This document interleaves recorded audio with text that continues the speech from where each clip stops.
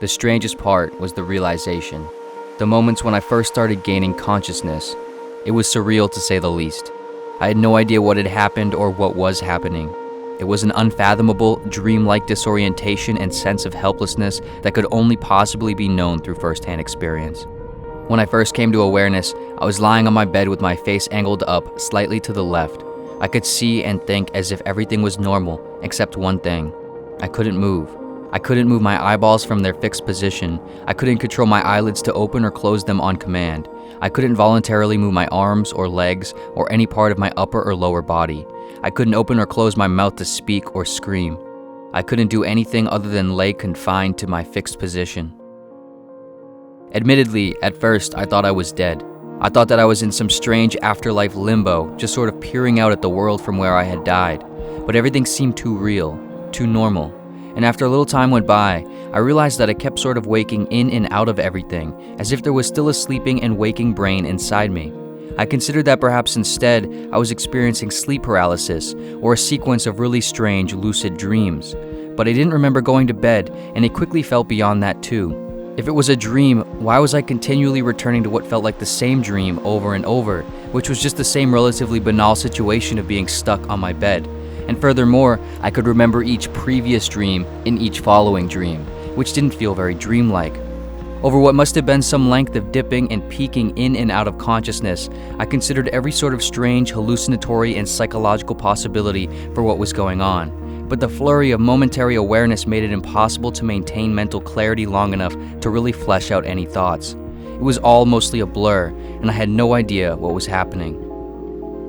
After some further length of time, which I cannot speak to how long, I started coming into the awareness that there were people around me. My parents and older sister, and what appeared to be doctors, nurses, and other unfamiliar voices and faces. They were all looking at me, interacting with me, talking to me, intensely in many cases. Doctors appeared to be testing and probing me with various equipment and lights. They were all treating me as if I was there physically, but not mentally, as if I couldn't understand them. But during the moments when I was awake and aware, I could basically hear, see, and understand everything as if it was happening normally. But I just couldn't say or move or do anything back. I was completely trapped inside my body. It was hard to fully make sense of what was happening for a while still, but eventually, after experiencing longer periods of conscious alertness, I started to hear and make out more of what was being said and done, and I realized that the issue wasn't metaphysical at all. I wasn't dead or dreaming or anything of the sort. It was very physical and real. At one point, I recall hearing what seemed to be a doctor talking to my parents, saying that she believed I was mentally gone, without any real way of knowing if or when I might return. I remember she said something about how it was still unclear exactly what was happening, and suggested that there were still other things to be done, tests to be performed, and other doctors to be consulted.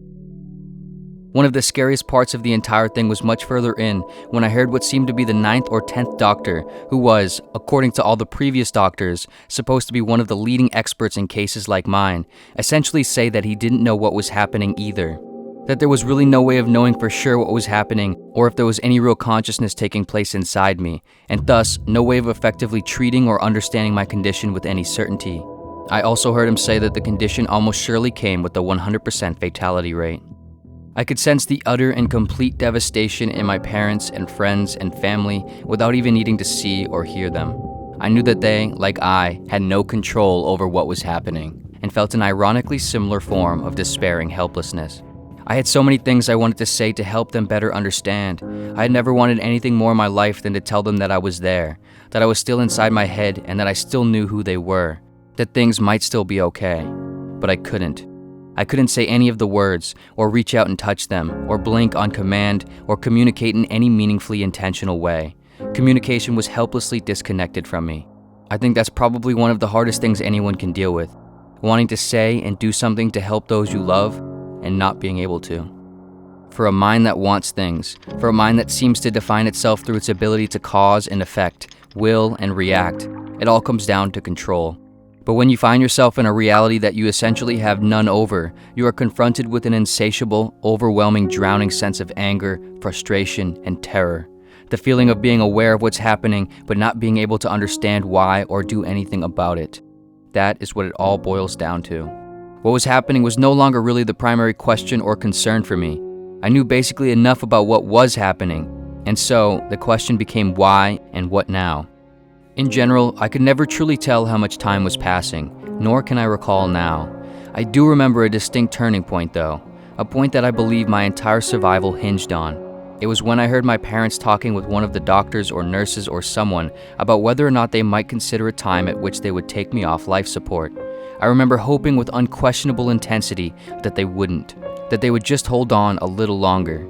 I wanted to scream out to them and tell them to wait and that I was still in there.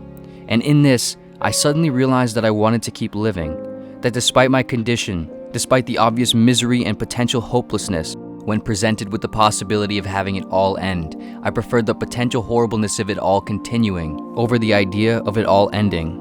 I preferred living and seeing it through, even if I was helplessly stuck inside myself with no control, and even if there was no clear chance of whether or not it would get any better.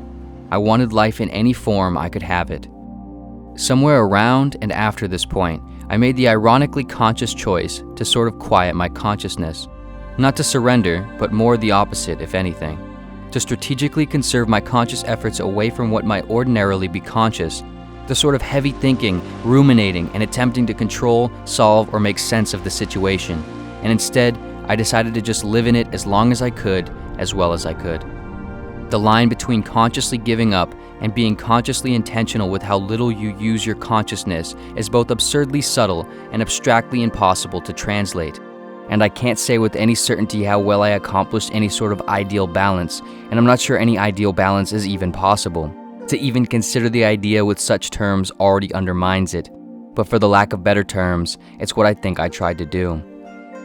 Ultimately, the problem was only compounded by my relentless yearning and struggling against it, a continual fighting and waiting and expecting for things to get better and gain control over a reality I had none over.